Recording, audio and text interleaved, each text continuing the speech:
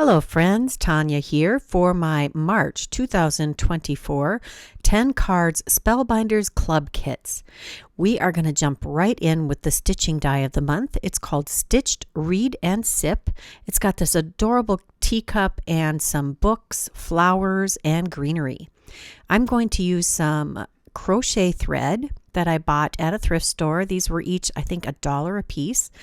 And they are some different weights. We're going to use the 22 gauge embroidery needles. And here is the second embroidery thread that I'm going to use. Sorry, not embroidery thread. This is crochet thread. There's also a 24 gauge embroidery needle here that we're going to use. I've got my needles threaded up, and we're going to use some green here to stitch the vine portion on this beautiful stitched book spine. I really love the book theme of this month's kits. There are so many great book dies in these or in this whole collection. I love to read personally. I have been a big reader since, well, as soon as I could read. In kindergarten, I was frustrated that I could not read big, long books yet. I was so excited to start to read, which is kind of funny for an ADHD kid because I needed to move, but I think I needed my brain to calm in the evenings. So I read often late into the night and on the school bus. I love to read. It's a great exercise in escapism. And I got to visit lots of different places and experience new things without even having to leave my home. Many people enjoy this activity, and I bet that crafters who are generally creative and curious people by nature really enjoy books. Next, now that I've got the vines stitched in, we're going to go ahead and do this rose stitching again. I did this last month on the stitching die of the month. So I'm going to create an odd number of spokes here, going every other hole on the outer rim of this circle grouping, coming from the center and going out to the spoke.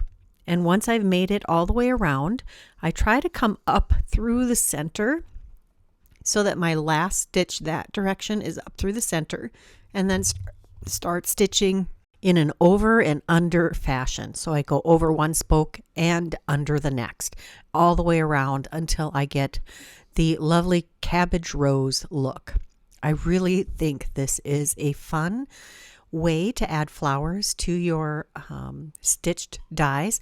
It does take a little time and it does take some thread, but not near as much as you might imagine. When you use more threads of the embroidery floss, or if you use a thicker thread like these crochet threads, then it doesn't take as much time because you're building this up around the spokes as you go. And the thicker the thread, the fewer times you have to go around and around. You don't want it too thick though, because you do want there to be this appearance of lots of different nesting petals. As we get further along in this stitch, I do have to kind of push back the thread so I can see where the spokes are. And that's when you know you are just about done. When you get to your last stitches, you're going to find a hole that's adjacent to your last stitch, and you're going to go back down through that hole. I must be almost there. It does get pretty tight at a certain point. That's another determinant of when you are done. I do like my roses to be very full, so I keep going until I just can't make it work anymore. Now on the back, you can tape your thread ends or you can tie them off. I'm going to tie mine off here, and I always like to double knot mine just to make sure it's good and secure. This is not something that's going to take a lot of stress, but you just don't want it to start falling apart. I'm going to trim off the ends. And this is my dedicated ribbon and thread scissor, but I've had it for years and it probably needs a good sharpening. there's my finished rose. I'll do 2 more, and that's what it looks like with the 3 finished roses. The backer I chose to make out of this olive green, and I did make sure that it coordinated well with the green that I chose for the vine. Now the pieces, the thread on the back of this are what are going to actually touch the cardstock underneath. So I only bothered to put glue on those areas, and I'm going to line that up with the backer, and then I'll put my heavyweight block on top of it so it can have a little extra pressure to dry nicely. Here's a close-up of that finished book spine. I think it looks just gorgeous. Next, I'm going to show you the beautiful teacup. I am going to make this 2-toned, so I'm going to trim off the handle and the base. I'm just going to follow the natural curve of the cup. I want this to look like it has a gold foot and handle. And I'm going to do some stitching. This is with the red thread, and I'm going to do kind of daisy type petals here. So what I do is I come up from the center and loop it around my thumb, go back down through the center. Then every other hole I'm going to do an anchoring loop or an anchoring stitch so that the loop is preserved and that stitch holds it in the outer circle. So I'm just going to go all the way around this flower, up through the center, back down through the center, catching that loop with my thumb, and then going and up through the outer rim and creating that anchoring stitch. If your thread is too long, you are likely to get some tangles, and you'll just get really good at untangling. I do this all the way around to get a completed flower. I have to make sure I'm not doing this anchor stitch too tight, or it'll pull your loop into a pointy loop instead of a nice curved loop. You can see I am correcting this one. I don't remember how many loops I kept in the video. As you can see, again, up through the center, down through the center, catch that loop with your thumb, and then add your anchor stitch at the top of the loop. This is just one of many embroidery stitches that you can adapt to stitching on cardstock. I haven't done a ton of embroidery, but I've done a little bit, and it was something I pursued on my own. It wasn't something that was taught to me as a child. I think I explored it when I was at home, when I was a stay-at-home mom, when my kids were little. And often you just need a good creative outlet, something that is just for you. And honestly, I think I did use my embroidery for Christmas gifts and such, because you have to find a way to take inexpensive gifts and make them more valuable by adding your personal time and creativity. I believe, yeah, I do remember doing embroidery on pillowcases and other items, dish towels, those kinds of things. And that has been many years since I've done those, so I may be a little out of practice. I'm just going to knot this on the back again. Couple loops to make sure it's nice and secure, and we'll trim that off. Now to finish this off, we're going to adhere this to our gold teacup backer. Now if you wanted everything to be the same color, you wouldn't trim off the foot and the handles like I did, but I think that's a great way to expand the use of your dies here. I again just added glue behind the embroidered part and then on the corners of the tops of the teacup, because those were going to be floating too freely otherwise. I will make sure this adheres really well. I'm adding a little extra glue here. Just pushing that down and holding it with my fingers, as that's the most effective way to get these edges to stick. Next, I thought this needed a little extra pizzazz, so we pulled out the gorgeous golden baubles from Trinity Stamps, and then I have these red shiny rhinestones. I put one of those red no, I didn't use any of the red ones. I contemplate. We're going to stick with the golden baubles. I added one to the center of the flower, and then one to each top corner of the cup. I pull out these, I guess I did use them.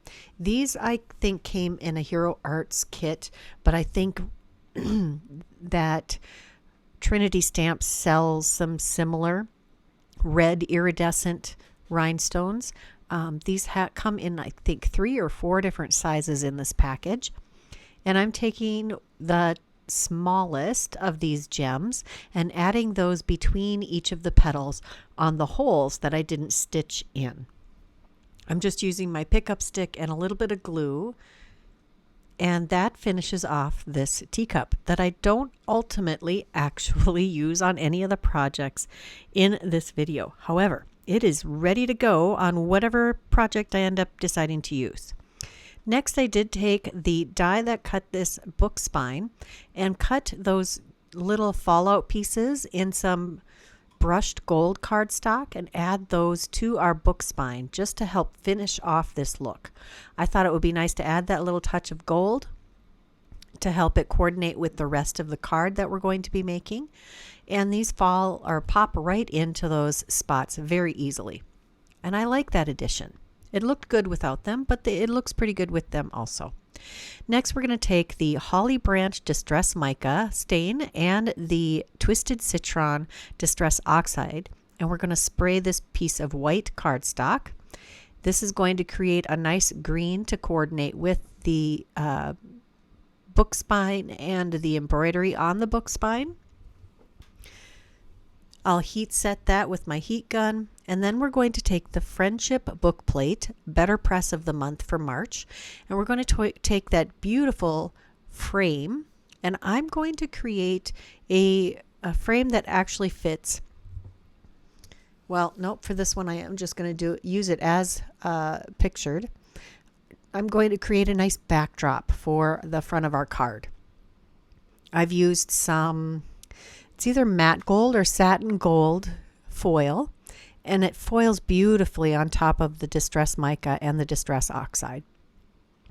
I added some extra cardstock behind this, and it's been cut down to 4.5 by 6.5 inches to go on a 5 by 7 card. We're going to do a landscape orientation on this card. Usually I do portrait more often. Once in a while, it just fits better if it is in a landscape orientation. Next, we're going to add some extra cardstock behind our beautifully stitched book spine and behind a different teacup. I had taken some gold crochet thread that has some, it's like yellow thread with gold tinsel wrapping around the thread. And I embroidered kind of a wagon wheel in the stitching area on the teacup. Now we're going to get our sentiment from the Glimmer of the Month kit, Sketched Lines. This has a large plate that does a bunch of lines that are not perfectly straight or evenly spaced, kind of reminiscent of different pages in a book. And there are 4 sentiments that are book themed. I also have some, this looks like satin gold or satin rose gold, one of the two, foil. And that comes in a pack with 4 different colors of satin metallics. I love that particular foil collection. It has lots of gorgeous metallics. I've heated up my platform and taped my plates and foil down. Run that through the die cut machine and we'll reveal our gorgeously foiled sentiments. The other portion of this Glimmer of the Month kit is a coordinating die that die cuts all of these sentiments at once. This is one of my favorite things that the crafting industry has started to do in the last year or two. Love it. I am a big fan of not having to line up coordinating dies for every single small piece. We're going to adhere this sentiment below our book spine and our cute little teacup on this lovely card front. Next, we're going to take the same foil and a 4.5 by 6.5 inch piece of cardstock, and I've foiled the whole thing right there in the middle, and it looks just gorgeous. We'll add this to the inside of the card, but before we do that, we're going to use some dies from the large die of the month called Classic Tales. This has 3 more book spines and 1 open book set of layering dies. We're going to use some mica stain sprayed cardstock and some plain cardstock to layer these up with a tone-on-tone look. I am loving these rich jewel tones that I've chosen in this collection just because I love the look of the bright, rich colors on books. It just makes them more interesting to me. Here's another of the layering dies. There are 2 dies that detail dies that coordinate with this shape of a book spine. And you can use that in a few different ways. There is this centerpiece that is separate. You could die cut that with a contrasting color, leave it out completely, or put a shiny metallic paper in there. You could even, if you had small enough stamps, do something that had a title there. Now we'll take these components and add them to the inside of the card. Since I made this a 4.5 by 6.5 inch panel, it will fit nicely inside this 5 by 7 card base. I'm just going to adhere that down nicely. I like to use another layer when I am going to be doing foiling or watercoloring, stamping, anything that I might mess up before I put it inside the card. I am going to layer up these beautiful books centered on the bottom of the front or the inside of the card, stacking them up, and then I'm going to take a sentiment from that Glimmer foil set. Let me see what this is. The one on the front says Coffee, Books, and You, and the one inside says Magical Wishes for You. I think this would make actually a very nice card front also. So on to card number 2, we're going to pull out the Classic Tales die set again. This is the large die of the month. We're going to make some more of those books. This is another of the detail dies. It's got these 3 crossing patterns, X patterns. And there are some fallout pieces here. You can see that I taped the center one with a piece of washi tape to make sure it stays in place as I'm gluing it. And after I give that a few seconds to dry, I'm going to peel off the washi tape and it'll be nicely adhered in place. I do the same in the opposite arrangement of colors, and this time the fallout pieces are all still together.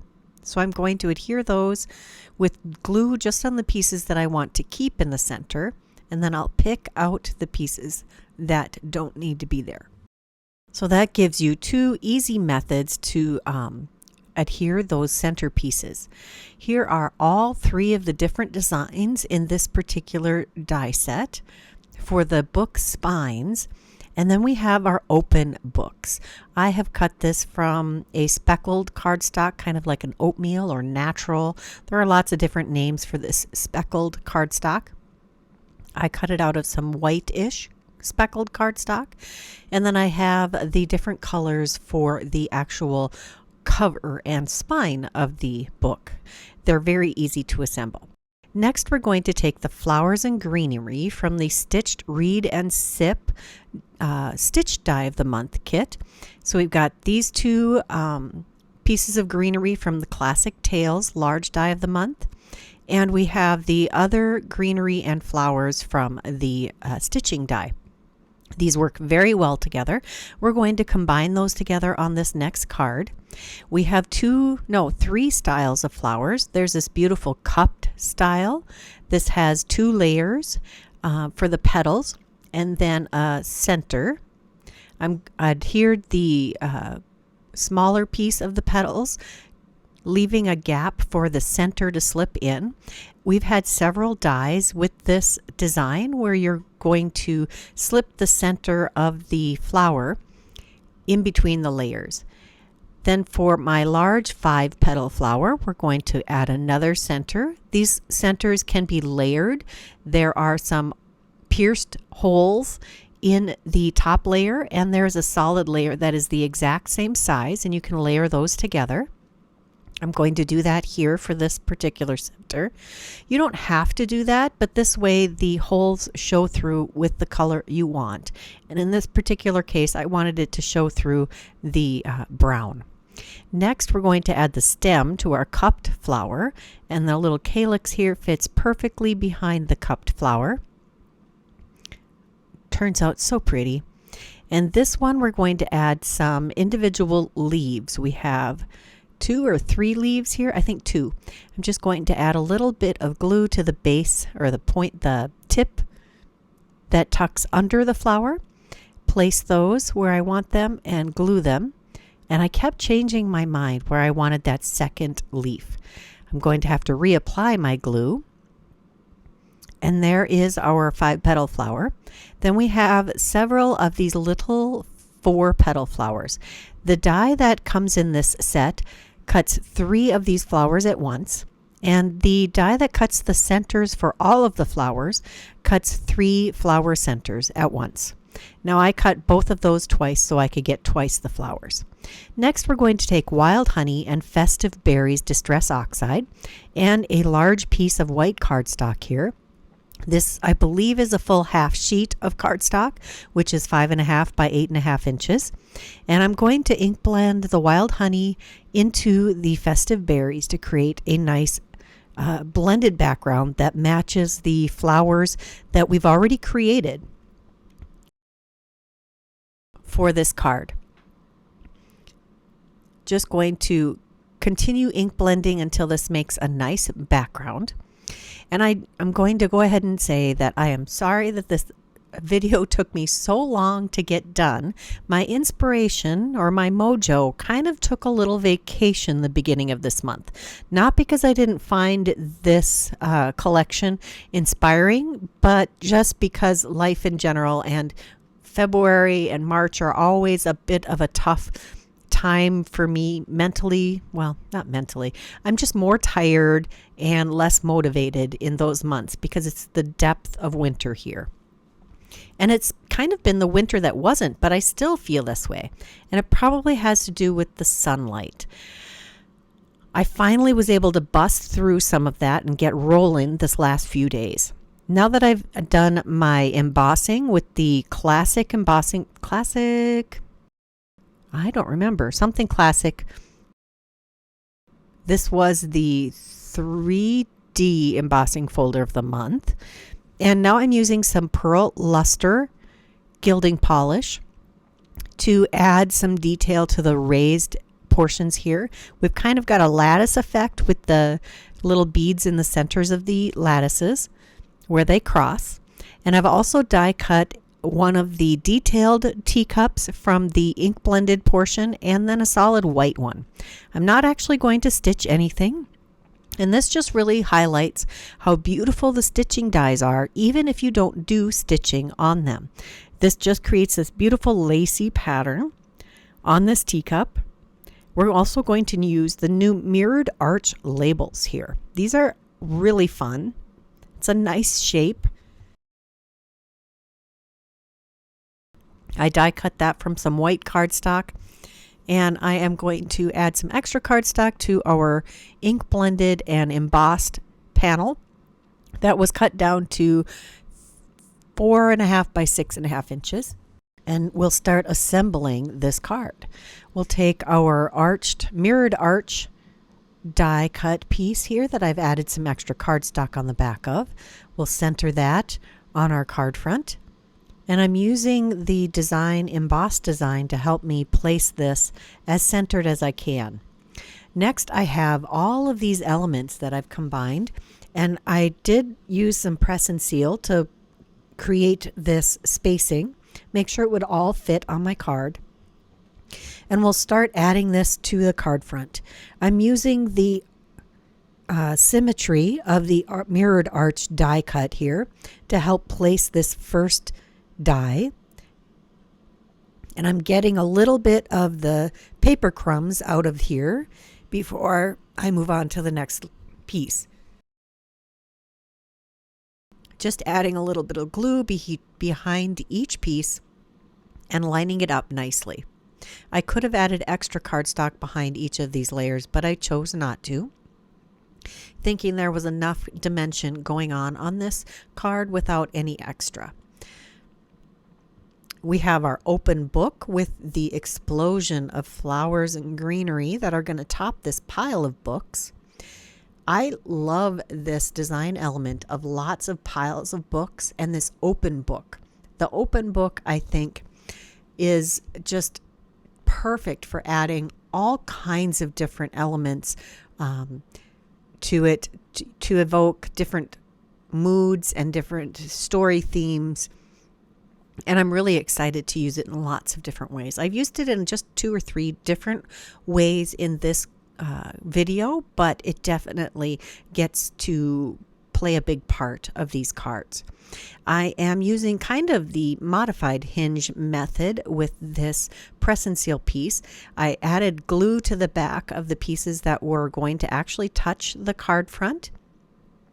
Laid that down, let them adhere, peeled up my press and seal, and added glue to the next layer that would be touching, and so on until all of my components had glue on the back.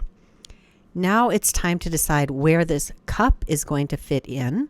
I want it to be at the base of the stack of books, but I don't want it to blend into the background. That means it needs to have a little bit of the white showing below it. And to make it nice and even, I did have to add a little bit of extra cardstock behind the bottom of the teacup. I think that turned out just stunning. We're also going to take another sentiment from the Sketched Lines Glimmer of the Month kit. And this one reads, let me pull it out, enjoy your new chapter.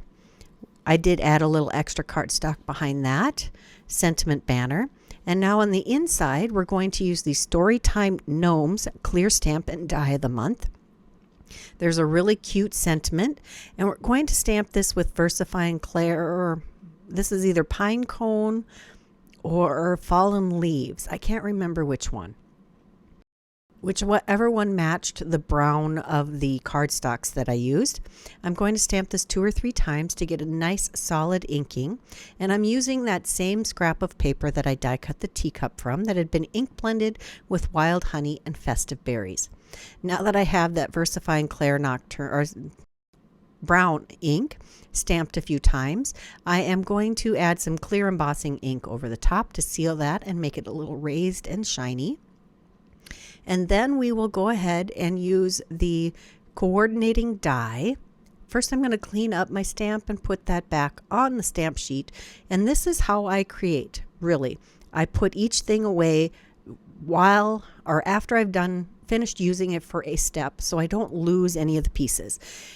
My desk can get quite cluttered as it is, and if I keep my pieces organized, then I'm less likely to have to waste time hunting for them.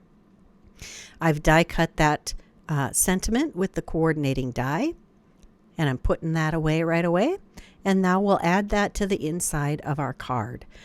This is a layered element, the book spine, but it does close nicely. And the more I use die cuts in the inside of my card, the braver I get using more and more layers. I'm sure at some point I will have to be a little more careful about the layers that I add, but so far, so good. Card number 3, we're going to use the Checkered Scallops. This is the embossing folder of the month.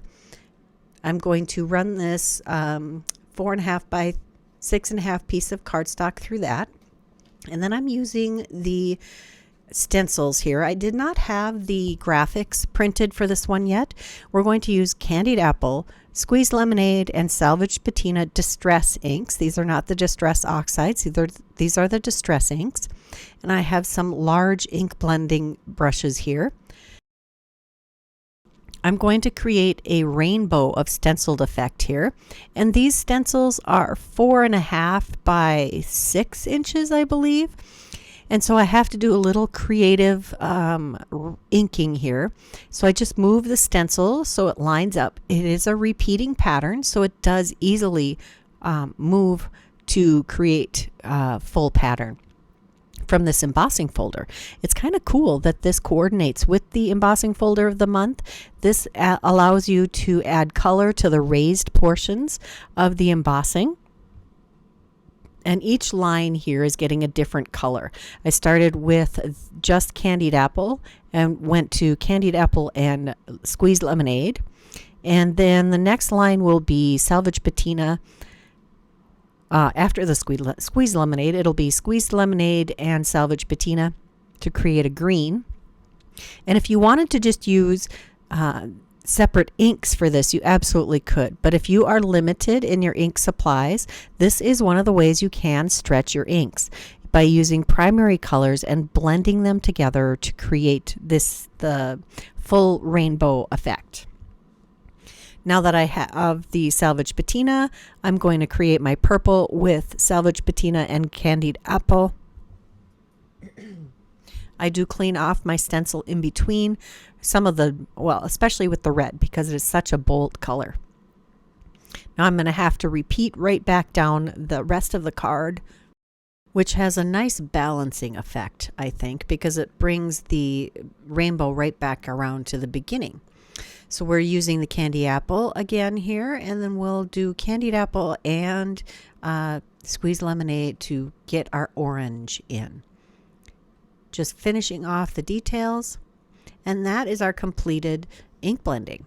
Next, we're going to use the die of the month with Wise Owl. There's another book on here, an envelope, and this adorable owl. I just love this owl. He really reminds me of Hedwig from Harry Potter, just because he's got that scarf around his neck, which is so darn cute.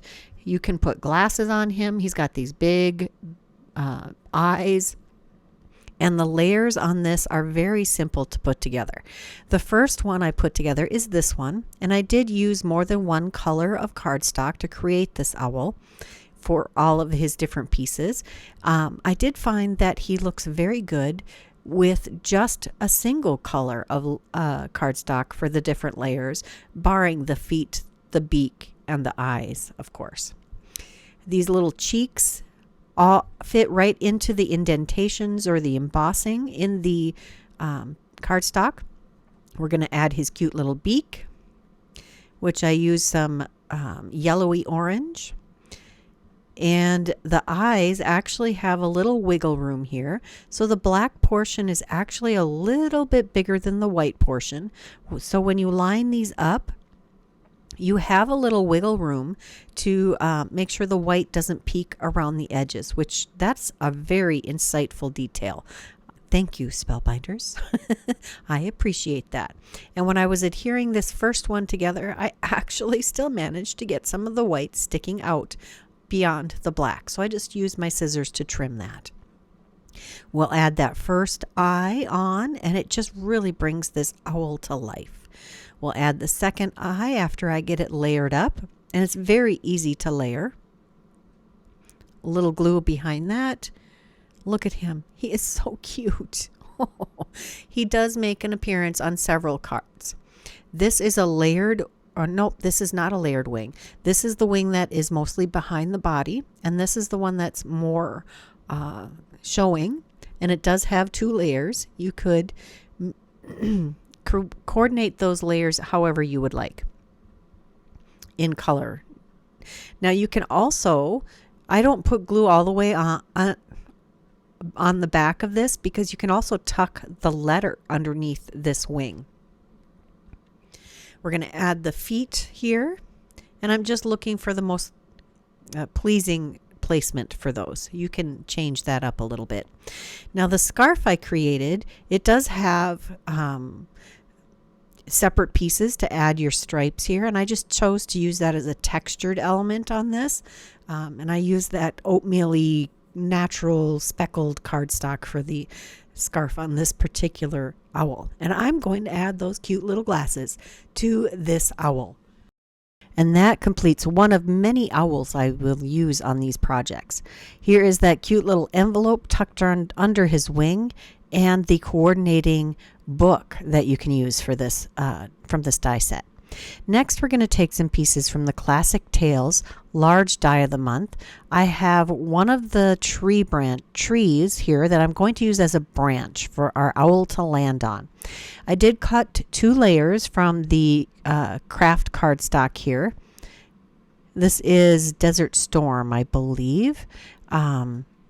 I just want some extra heft here, so 2 layers helps very nicely. Just added little dots of the Barely Art Precision glue here.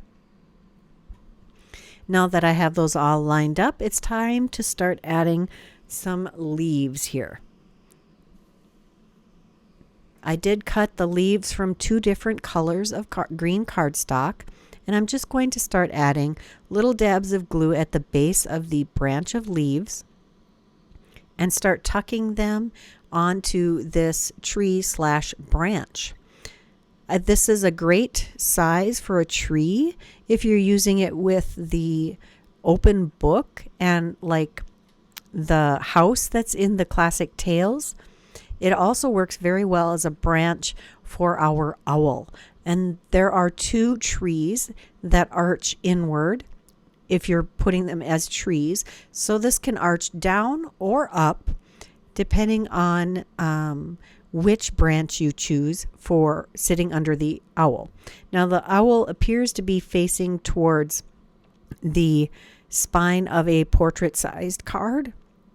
Therefore, I wanted the branch that swooped up, or at least if I'm coming from that side of the card. Boy, that's a long discussion for how I decided which branch to use. I have added some extra cardstock behind our embossed and ink blended area. We're going to go back to the Wise Owl. Oh, because I made the dark owl.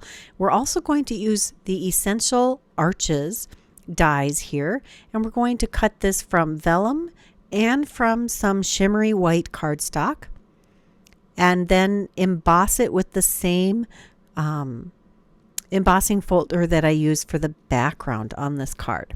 We'll adhere those together. I don't add any extra cardstock behind the shimmery white cardstock or the brushed white cardstock, but then once I have that adhered, I do add some extra cardstock behind the vellum. We'll add that not centered for once. I'll butt that up to the edge of the embossed and stenciled panel, and then we'll start layering on our tree limb and our owl, trying to make sure that this does not overlap the edge of the card. I'm lining the branch up with the edge of the brushed white layer, adding just little dots of glue behind some of the leaves and then a line of glue behind the branch.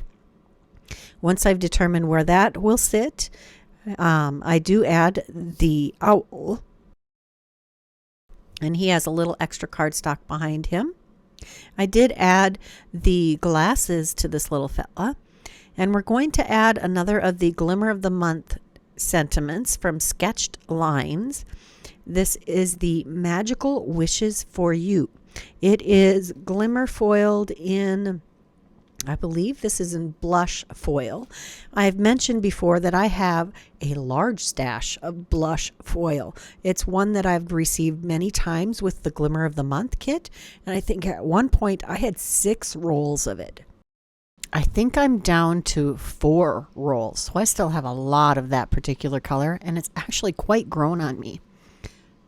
The more you use something, the more you tend to like it, at least in my experience. Sometimes you just need to give it a few goes in order to figure out how to best use it.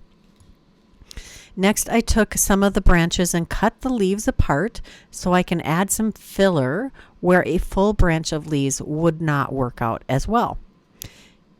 I use most of these last 2 branches, although I do believe I have a couple of leaves left. There is the completed card front. Oh, I'm adding a little bit of extra glue behind our branches of leaves here just so they don't get caught when you're taking the card in and out of the envelope. Now for the inside of the card, we're going to use the same stencils and the same inks. I don't know that I even re-ink these blending brushes. I think I just go ahead and use what's on the blending brushes to add a light coat of a rainbow of stenciling on the inside. I really enjoy stenciling on the inside. You probably see me do this a ton.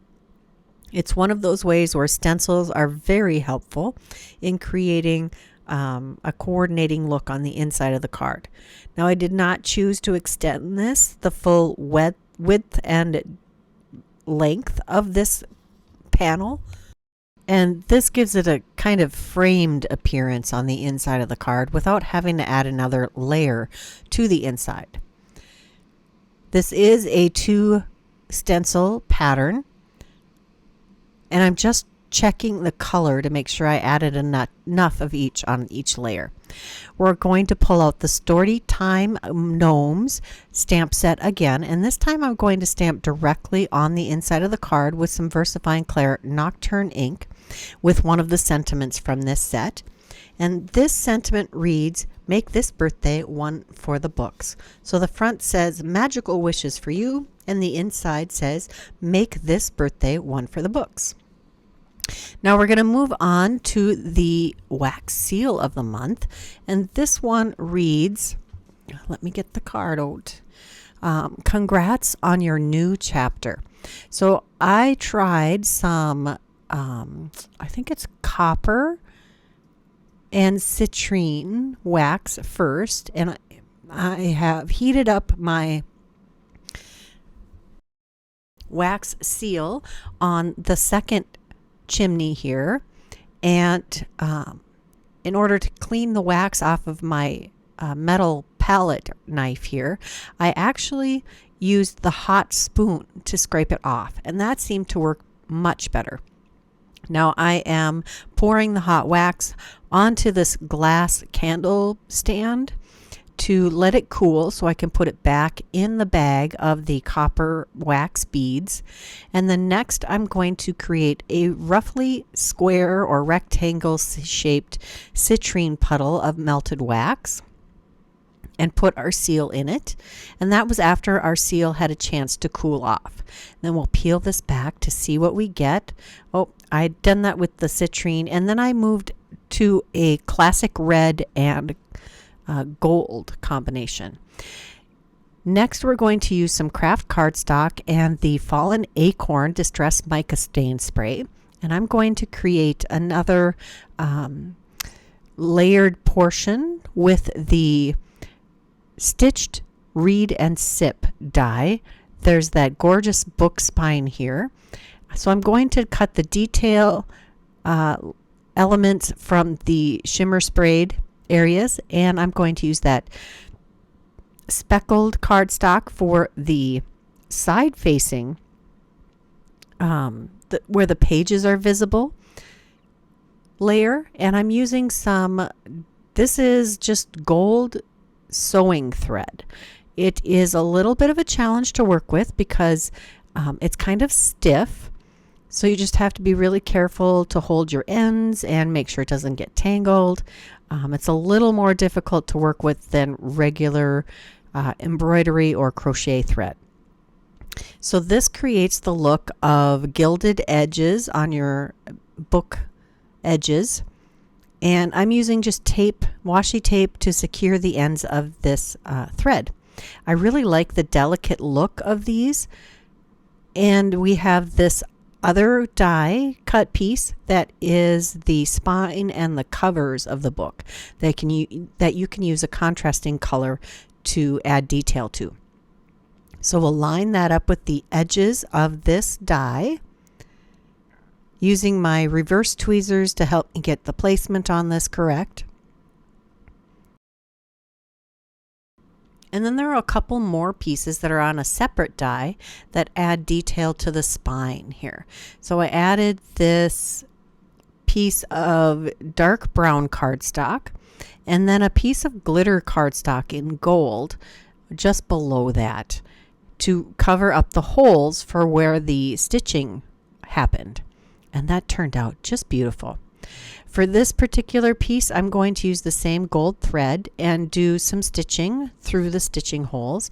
I showed you how to do that in the beginning of this video, and I'm not going to make you watch me do the stitching again. We'll add some glue to the back of this, and since I used gold sewing thread, I can glue more of the cardstock to cardstock, since that is not as bulky a thread. Now we have these two elements put together. It's time to start. Oh, hey, I forgot. I did add some glitter cardstock to, the first time I used cardstock, and now I'm layering it with some glitter cardstock.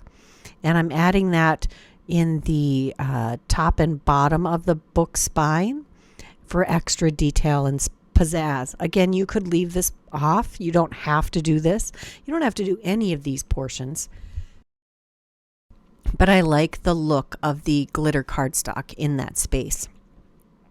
We're creating our layers of books here, and then I decided to create several different books from the Wise Owl die set.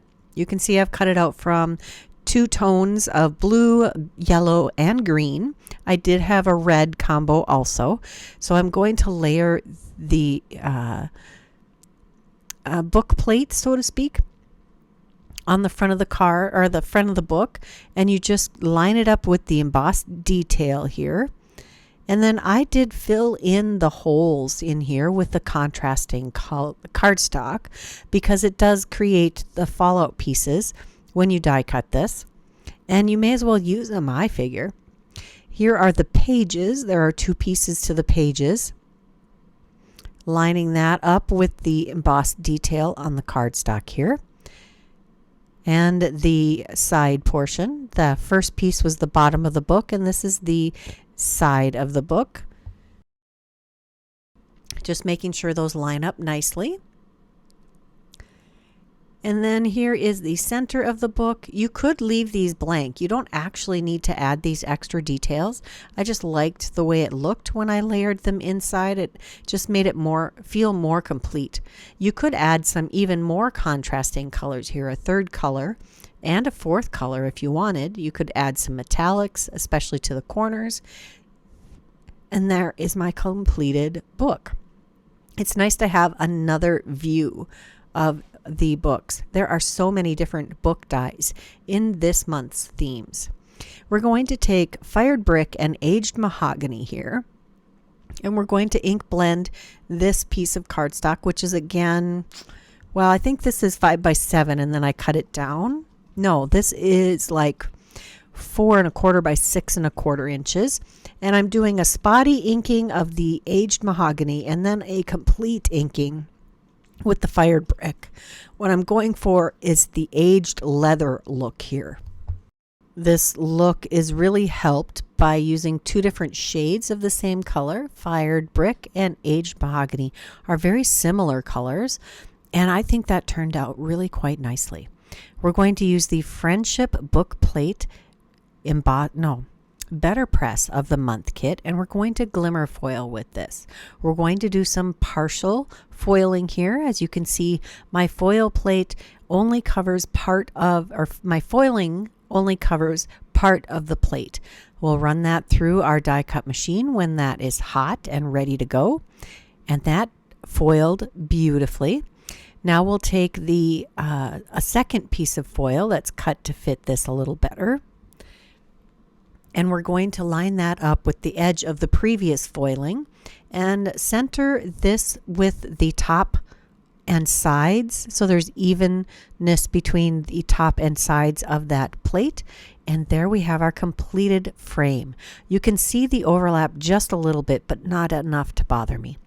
We're going to use the sketched lines here to create a second background for the front of this card.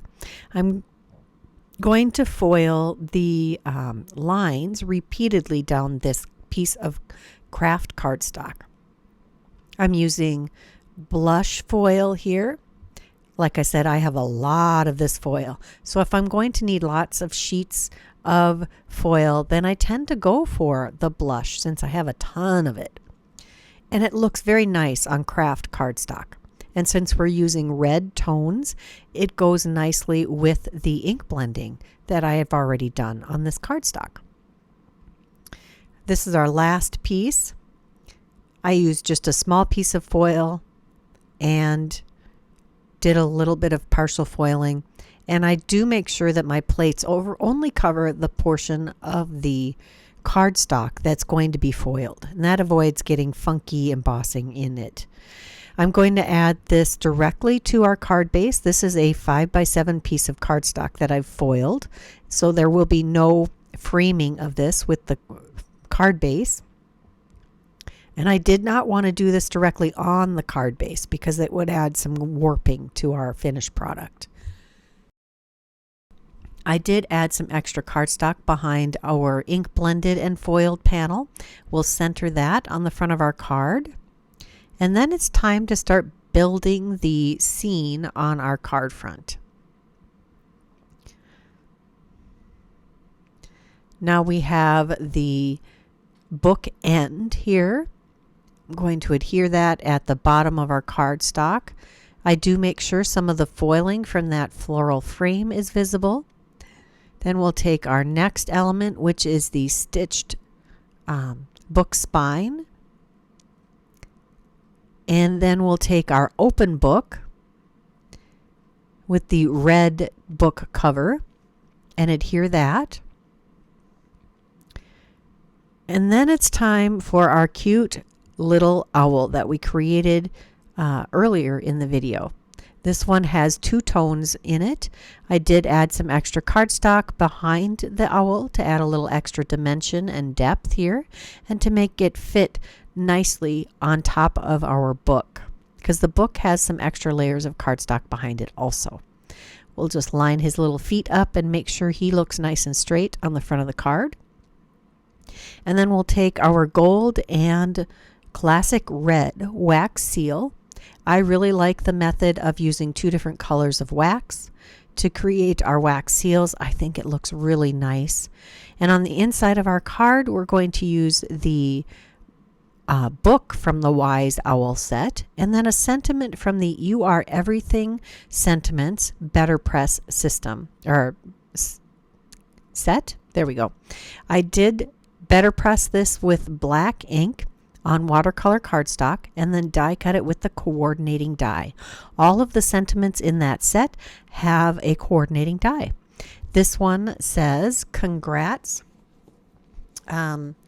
So proud of you" on the inside. On to card number, what would that be? Card number 5, maybe? We are going to use the Tina Smith collection. This is Coastal Escape View. This is so pretty. This is in that window die set combo. There are several stamp sets and a stencil set in this collection. We're going to use some Hero Arts Hero Hues reactive inks here to do some ink blending. I've taken the smaller of the circles from the Tina Smith Coastal View die set as my guide. We're going to use the background stencil, or background scapes stencil here, and I wanted to have kind of a uneven, like a wavy ocean look here, so I'm using the cloud stencil for this. This stencil actually includes the positives and the negatives, so I'm going to use the mask here to add a little definition between the waterline and the sky. Now I should have done a little better job of taping because I end up getting ink where I don't necessarily want it. We're going to use, I think it was Splash is the blue. This one is Fruit Punch. This is my red. And then I'm going to use, oh golly, what is this one called? Oh my gosh. I can't remember what the orange is called. Creamsicle, that's what it's called. And then we have Lemon Drop for our yellow, and we'll blend those together. I like how bright and sunshiny and clear these colors are. They're very like the Distress Oxides. They just don't have that chalky distress look to them. Now I plan to die cut this circle and have the book overhanging the edges. So I use that for placement. So I'm going to die cut this. And then I have the larger circle from the same die set. I die cut that from some craft cardstock. I think that adds a nice frame. And then we're going to use the island and palm trees from this set. I'm going to glue the two circles together, making sure that there's a nice even margin around the ink blended portion. I didn't add any extra cardstock layers behind this. Then we'll add our book in the spot that I figure it needs to be. I did add extra layers of cardstock behind that for a little extra definition. I have the island just loosely placed on our circle so we can get the perfect placement here. Just going to tuck that in. And then we have two different sizes of palm trees here. These two tree trunks lean in opposite directions. So I'm going to add here those. You can lean these however much you want. Palm trees often have a heavy lean when they're on the beach. And there's a larger and a smaller grouping of palm fronds. I love this tropical image. It just makes me think of vacation and sitting at the beach and just enjoying some peace and quiet. This comes together so quickly and easily. The designs from this particular collection are really awesome. Next, we're going to use that sketched lines embossing, or excuse me, Glimmer of the Month again. And you can see I have my favorite organization method here. I did some reverse foiling with polished brass, I believe. No, this is blush. Some blush foil on white cardstock. And then we're going to use the Checkered Scallops embossing folder of the month again. This is slightly smaller than an A2 sized card front. This is 4 by 5 1/4 inches. And we're going to put this on an A2 size card. This is my one obligatory A2 size card in this video. And this actually sized very well. I could have used this on a larger card, but this just seemed like a great opportunity to do my A2 size card. I do add a little extra cardstock behind that circle element. We'll center that on the front of our card. Trying to make sure my book is even. We wouldn't want that to be crooked. And then I'm going to use the negative from the circle that I die cut the ink blended background from. And I'm going to tape that down with some painter's tape here on the inside of the card. I'm going to use the same colors to ink blend here and create a coordinating scene on the inside of the card. So I start with my fruit punch, and then I'm using creamsicle and coming back with lemon drop. And I do believe I blend that yellow down into the other two colors, and that really marries them up nicely. We'll use the stencil again here, only this time I'm going to do the sky first and then the water. I think that turned out better. And then we're going to, well, here's the fun reveal. I always love a good reveal. And then we're going to take the island and the palm fronds again, or palm trees again, and adhere those to the inside of the card. Since I did the stenciling on the inside, the amount of layering is very minimal on the inside of this card, and so it actually works out just perfectly. There's the first tree trunk, and these I'm not going to have lean quite as much, and I'm actually placing them a little closer together on the island. So this could be a different island entirely. I love this sunset or sunrise look. And in the tropics, the sunset is actually pretty early. It's around 6 o'clock. At least when I've been in the Caribbean, it's been pretty early. When you live in the northern part of the country here, you're used to summertime sunsets being somewhere around 10 o'clock at night. We're going to use the Always and Forever sentiment strips. These are BetterPress, and I foiled these also. We're going to take the Happy Anniversary and add that just below the edge of the island. And that is the inside complete. We're going to use the Peach Opalescent Essentials sequins here, and they have that lovely chameleon effect. They look like gold or peach or orange. They go very well with warm toned things, and I think they go just beautifully with this sunset look, and it adds that nice little pop of shimmer and shine on the front.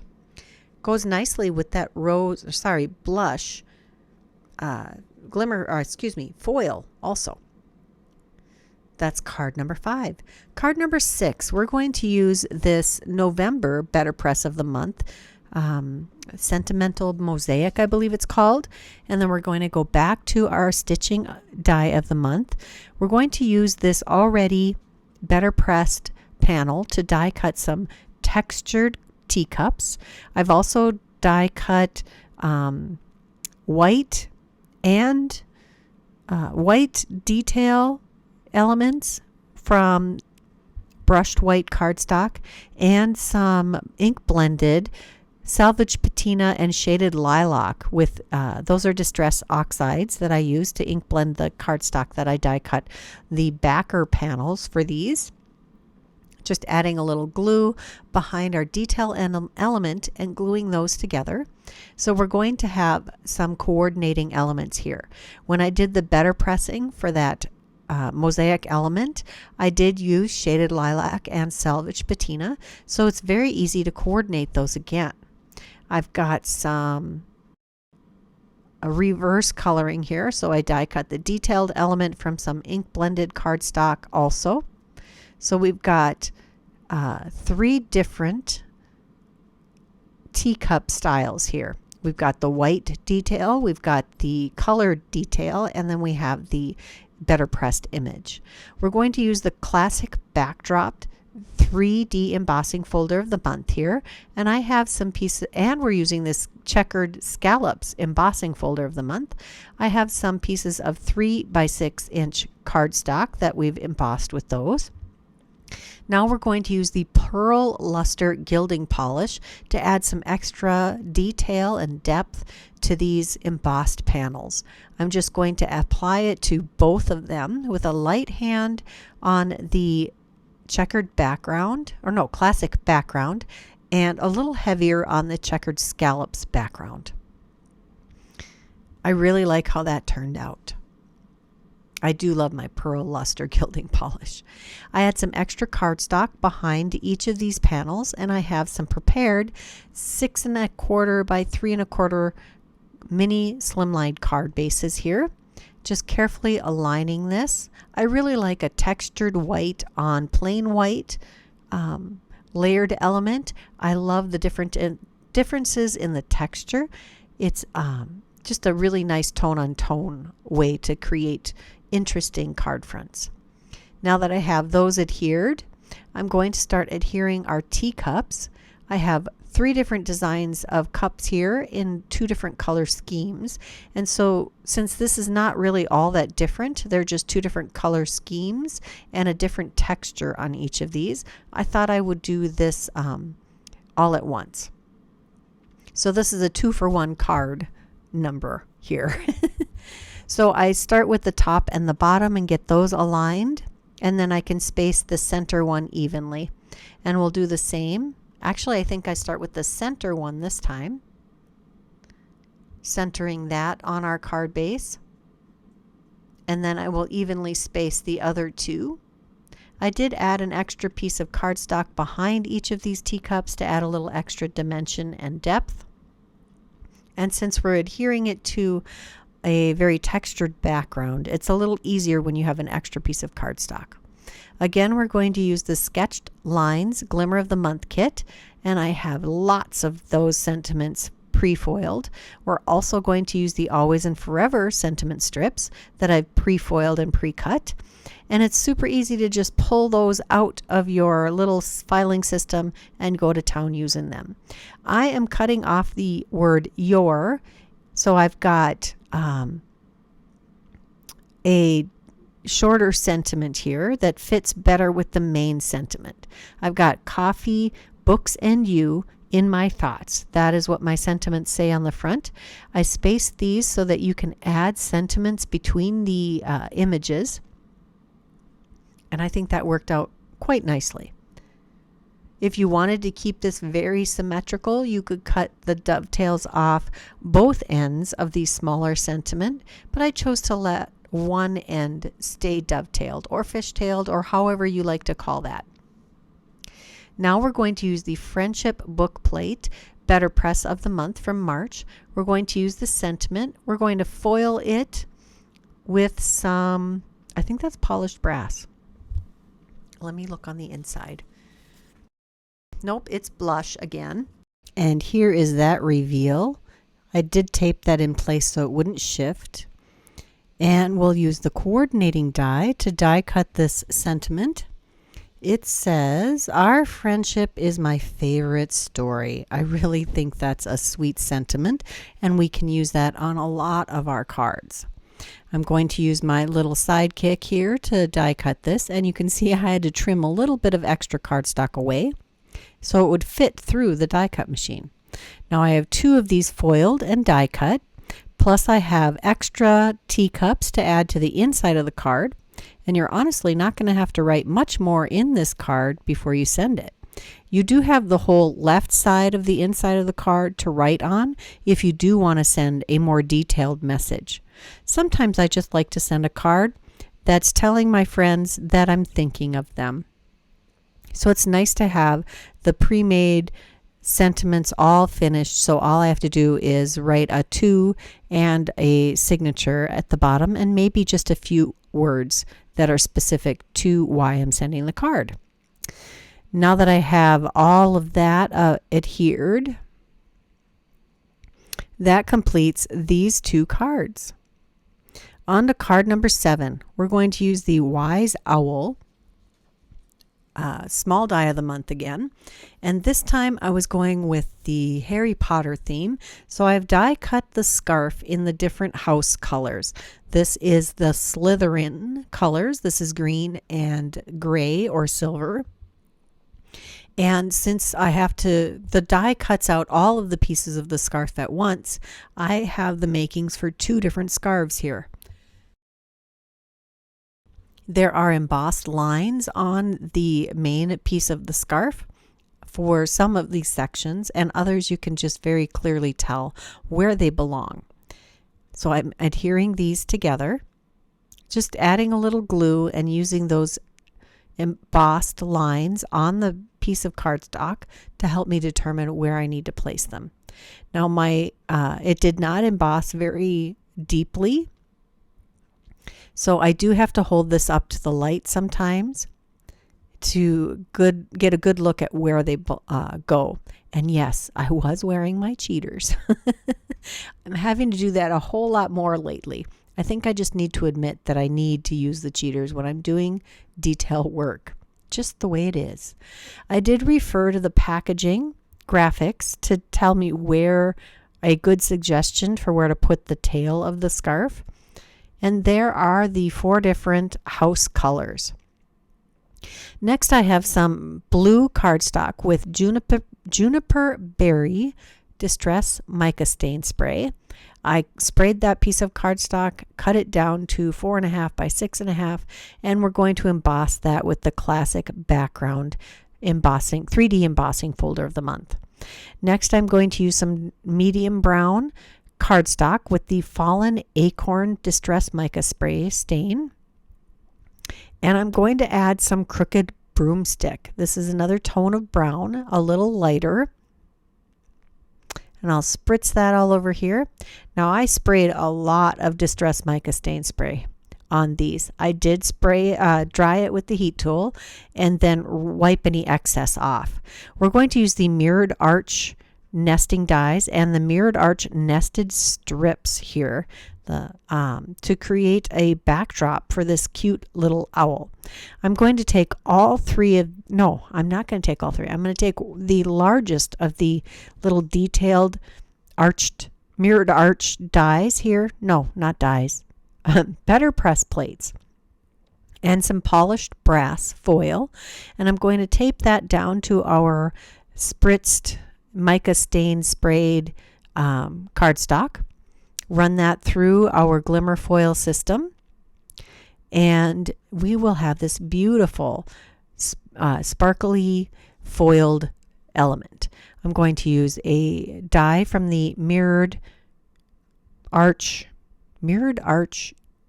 Essentials dies and die cut that. Look at that. I really like how that turned out. And then we'll add some extra cardstock behind our main panel here and adhere that to a piece of, well, actually this is another blue piece of cardstock that is cut to 7 by 10 and scored at 5 inches to create a 5 by 7 card base. This was not an exact match to the cardstock that I spritzed, but it is very close. And it does match the blue on our little owl's scarf, which I'm adding separately. We've got our owl attached, we've got his scarf attached, and now we're going to take another sentiment from the Sketched Lines Glimmer of the Month kit. Only this time we're going to glimmer foil it onto some craft cardstock. We're using polished brass foil here, and I'm securing that in place with the Best Ever Craft Tape. I've found that the Desert Storm cardstock foils absolutely beautifully, and so I love to use that with our different BetterPress plates and Glimmer foil plates to foil all kinds of things. I did not think white or black was going to be a good color match for this, and I wasn't sure that a blue banner with the foiled sentiment would stand out enough. So craft it was. It matches our owl. So that's the front of our card, and that really could have been a lot more elaborate, but I chose to keep it fairly simple. On the inside of the card, we're going to use another of the stamps from the Storytime Gnomes. We're going to use the Make This Birthday One for the Books stamp again. I'm stamping it with some clear embossing ink on the craft cardstock. And then I'm going to use brass embossing powder to do our embossing. That will make it raised and shiny and coordinate with the rest of our card. The only black on this card is the owl's eyes, so I did not feel black was going to be appropriate on the inside of the card. Plus, it's a dark card, so it's nice to have a slightly lighter color on the inside to really add contrast and make that stand out and easy to read. We're going to use the Storytime Gnomes coordinating dies to die cut this sentiment. And then I have this stitched book spine from the, what was that called again? I'm digging for it. The Stitched Read and Sip. This is the Stitched Die of the Month kit for March. And this was stitched with the gold stitching. I showed you this one earlier, but I didn't actually use it. So now I have this beautiful book spine that I'm going to adhere to the inside of the card and put our sentiment just above it. I really like that design element. I've used it a ton, and I will probably continue to use it. The book spines just beg for that. So here are 3 more owls dressed up in their Hogwarts colors. I didn't choose to use those on cards at this time. I'll probably use them later. Now I'm taking all of the images that are not sentiments from the Storytime Gnomes, and I have a piece of white cardstock, and I'm using some Hero Arts Intense Black ink, which is an alcohol safe ink, inking up all of these images, and we'll stamp those down. I can't remember if I got a good impression the first time. I had not used most of these stamps yet, so I wasn't sure I was going to get a good impression the first time around. So now I am going to speed color these. I actually did color them fairly quickly. All of these images took me a total of 30 minutes, I believe, to color, which seems like a lot for a little square of paper, but there's a lot of details and a lot of flicking to create the beards here. And I didn't go with gray. I went with browns and reds and yellows, kind of a blonde, a redhead, and a brunette here. And I sped this up. This is 8 times the normal speed because you don't want to watch me color for 30 minutes. And I don't want to voice over for 30 minutes of coloring. I don't have that much time to talk. I don't have that much to say.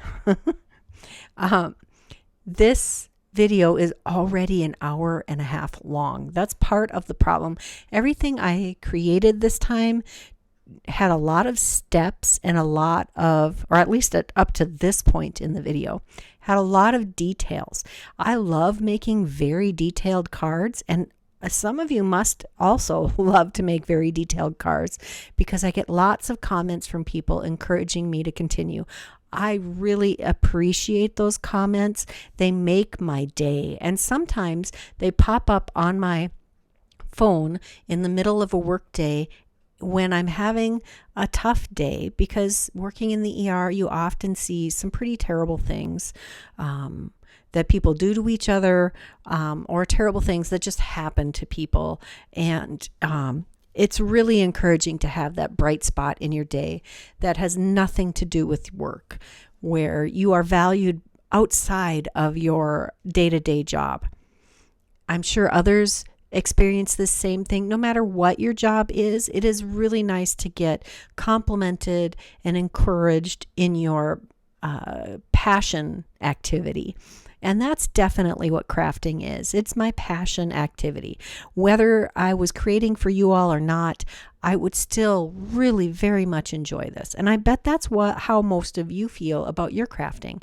It is all about having a joyful creative outlet that you can just lose yourself in this activity and find joy in not just the process, but your finished product. And hopefully, with the cards, you're sharing that with other people. I know Happy Mail is an amazing thing, and I need to send a whole lot more of it. Now, if I could figure out a secure way for me to get names and addresses for people who would like to get cards from me, I will have to do that. Maybe I'll have to ask some of the people who already do that how they do it, because I don't want you to give me your information and then have someone else steal your private information, your addresses and such. That sounds like a nightmare. And anything you would post publicly would be then publicly available for someone who would want to add you to all kinds of phone calling and junk mail things and identity theft. None of that. I don't want to participate in any of that. So after I finished coloring all of these images, I did go back because I had not moved my stamps in the Mini Misty, stamped again with some VersaVine Clair Nocturne ink, and then heat embossed it with some clear embossing powder. That's one of my favorite ways to preserve the detail of my stamped and colored images. And I did the same with the sentiments and cut those out with their coordinating dies. Next, we're going to take that other panel. I had 2 extra panels of embossed checkered scallops? Yeah, checkered scallops and classic backdrop. Now, this is the checkered scallops. This is a 3x6 inch panel. And I'm using the inspiration of the book, my coffee and book holding gnome. I had colored that book spine with a combination of blue and green markers. And I'm doing the same for the front of this card. I think that will add an extra pop of fun. Now that I've ink blended that, we're going to use that's the name of the stencils, dynamic backgrounds. I have this checkered scallops pattern, and I'm going to use the same colors on the inside very lightly. I'm not adding more ink to my ink blending tools to add this color because I want it just to be very subtle so I can easily write over it, but so that I have this beautiful continuation of the pattern from the outside of the card to the inside. I'm just using a piece of masking tape to make sure I don't go over the center line. And then I'm using the same masking tape or painter's tape to secure the edges. Now I've added some extra cardstock to this ink blended and embossed piece that I'm going to add to the front of my 6 1/4 by 3 1/4 inch mini slimline card. And then we'll move on to our cute little gnome. Again, this is the book and coffee holding gnome. I have cut an extra layer of heavyweight white cardstock scraps to add to the back of this. If I'd been using the 80-pound instead of the 100 or 110-pound cardstock, I would have used 2 layers just for a little extra heft. Now I tend to not go quite as layer crazy on my mini slimline cards. I'm not sure why. They could certainly handle it, but I feel like, I don't know. I don't know why. I just don't. Sometimes I do go hog wild with the layers on these little cards, but most of the time I tend to make these just a little more simple, probably because there's just not quite as much space. That completes this card. And now we're going to be on to card number 9. So this is the bonus die. This is Fairy Tales, and it coordinates with the large die of the month this month. And it creates this really cute castle. I've cut all of the pieces from this, and it's going to be enough for 2 castles. I wanted some contrasting colors for the windows and the door, which is why I die cut this from 2 different, twice, why I die cut all of this twice. So I'm going to layer the same color over the top of each other, and there are embossed lines helping you figure out where each of these pieces go. I also have the top of the ramparts a contrasting color, but not the same as the domes with the flags. I just added either a lighter or a darker tone. That's why we have the kind of a creamy speckled color and that very light brown color. Here is one of the little towers. And I think that it looks really good just keeping that the same color. Some people have added contrasting tones for these different towers that you can glue over the top. And that front, I don't know what you call that, maybe portcullis. I've seen the word many times, but I don't know that I've heard it ever pronounced. And a lot of people who read a lot have words that they've never heard spoken out loud that you pronounce in your brain, and then when you hear it in real life, you realize that you've not been saying it right. So I don't know if portcullis is how it's actually pronounced, but the entrance to a castle with the grate that lowers or the bridge or whatever, the doors that close, it's the main guarded point to enter your a castle. Now that I'm at the tops of the ramparts, that's the fenestrated areas, and then the tower domes. Then we have the layers with the cute little tiny flags. Now initially I thought these flags were each a different size, but they are all the same size. So you don't have to worry about, oh, now which flag goes on which tower top. It was super easy.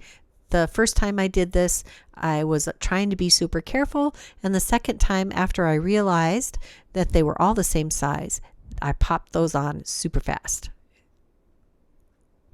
This particular castle is almost done. You could leave the windows and the doors blank, but I'm going to add the contrasting colors. Now the first castle I did this on, I'm going to take washi tape and add that to the backs of these windows so that there's something for them to stick to.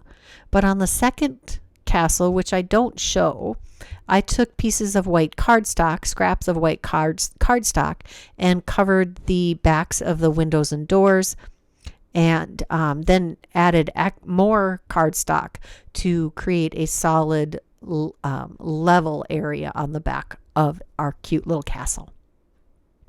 Now that I've added all of those, we are ready to, there's both castles complete. We're ready to move on to the next step. I have some red cardstock that I've spritzed with the peppermint stick distress mica stain, and here I'm creating more book spines. These are from the Tall Tales die. This is the large die of the month, and I've inlaid some gold mirror cardstock in this particular spine, and I'm going to layer the shimmery sprayed panel with the detail elements or cut out onto a deep maroon cardstock. And I really like the 3 colors here. I did make sure to poke all of the little holes out. I don't know that I actually used that particular book spine on any of the upcoming cards, but I thought it would be fun to see the inlaid elements on these, and I'm using the press and seal to hold things in place until I can glue them. So they're not glued together yet at all. I'm just adding the little dropout or fallout pieces onto the press and seal, and these are all face down. And then I add the glue and add the backer to all of it to keep it nice and glued together. That's the stitching one. So we've got all of those beautiful book spines ready to be used on another project. Next, I'm going to take that classic background, 3D embossed panel, the 3x6 panel that was just waiting for a design. And I'm using gathered twigs and antique linen here to do some ink blending to create a grounded base for our castle. Now that I've ink blended those, I'm going to spritz it with some unraveled Distress Mica stain. I really love the effect this particular color adds. It's got this, I don't know, it's just a very nice, light, creamy tan color. Very dreamy, very cloud-like. Just love that. Now I'm going to use the Bright Sunshine Gilding Polish. That coordinates well with the Harvest Moon spritzed yellow domes on one of the castles. And I'm going to lightly go over the raised portions of that embossed panel. There's that complete look. We're going to use the dynamic backgrounds again. This is the stencil of the month. And we're going to use the antique linen and gathered twigs very lightly to create these fun wonky stripes on the inside of the card. I've again masked the left side of the inside of the card with a piece of that painter's tape and secured this stencil with more pieces of painter's tape. I've added some extra cardstock behind the classic backdrop embossed panel, and we'll glue that to our 6 1/4 by 3 1/4 inch cardstock, card base. And then we're going to start creating our layered or our elements on the front of the card. I did add some thin strips of extra cardstock, I think 3 layers of it, under the bottom portion of the open book so it lays nice and flush with our castle. These are going to, the ends of the book are going to overlap the edges of the cardstock, but I'm just going to make a custom sized envelope for this so it fits nicely. I just couldn't bear the thought of trimming off those pieces of the book. Then we're going to take one of our red layered book spines and add that just below our open book. And we're going to take another sentiment from the Sketched Lines Glimmer of the Month kit. Boy, I glimmered a ton of these and I plan on using this a lot. Magical Wishes for You seems like a sentiment that I will use a ton. We're going to add that just slightly below the books, and this creates an even spacing between the tops of our castle towers and the bottom of the sentiment. On the inside, we're going to use another sentiment from the Storytime Gnomes. This is again the Make This Birthday One for the Books. I think that's a perfect complement to Magical Wishes for You. And that completes card number 9. Finally, we're to card number 10. We're going to start out with the dynamic backgrounds again. And this grapefruity colored cardstock. And I'm using some Concord 9th inks this time. We're using Poppy, Sorbet, Grapefruit, and then I do bring in some Nectar later. We're going to use the the stencil with 3 lines here first, and I'm going to ink through all of these spaces with the different gradients of this ink. This layers very nicely over the colored cardstock. Now this is for a 4-bar card, so this is slightly smaller than 3.5 by 5 inches. I believe it is 3.25 by 4 3/4 inches, because I'm going to add this as a layer to the front of our card. I'm going to go through and ink blend again with the second layer of the stencil, and I really like the gradient effect on this colored cardstock. Next, we're going to stencil the inside of the card, and this time I'm using my Altenew Extra Sticky Mat to, this is just the insert for the Altenew stamp wheel, and it's like our photopolymer stamps, so it's very sticky. It holds cardstock and stencils and that kind of thing very nicely. I do use the masking tape there to prevent any of the stenciling from getting on parts of the inside of the card that I don't want it to, and that completes the inside of the card. Now the best way to get it off of that mat is to curl the mat away from the paper. Next, I'm using some metallic ink here from Hero Arts. This is gold. I added a little bit to my clear packaging for this stencils and added a little extra water and spattered that all over the panel. This metallic ink cleans up quite nicely with just soap and water. There is my completed panel. I've added some extra cardstock layers behind that panel, of course, and we'll add this to a 3.5 by 5 inch card base. This is a 4-bar card base. You knew I had to get at least one of these in this video. Next, we'll take our stacked books and cute little gnome with the heart hat and the sentiment that says, "Long story short, thanks for everything." I did cut some extra pieces of cardstock with the coordinating dies, and we'll layer those up and get ready to adhere those to the front of the card. I think this really adds an extra touch of definition so that these images will do their best to stand out on our card front. Just getting my placement set, add some Barely Art Precision glue to the back of them and add that to the card front. Making sure he's nice and straight. Same with our sentiment. Finding the best placement for that and adding my heavyweight block to that. I'm getting ready to add these books to the inside of the card, and I realize, I adhered this to the wrong side of the card base.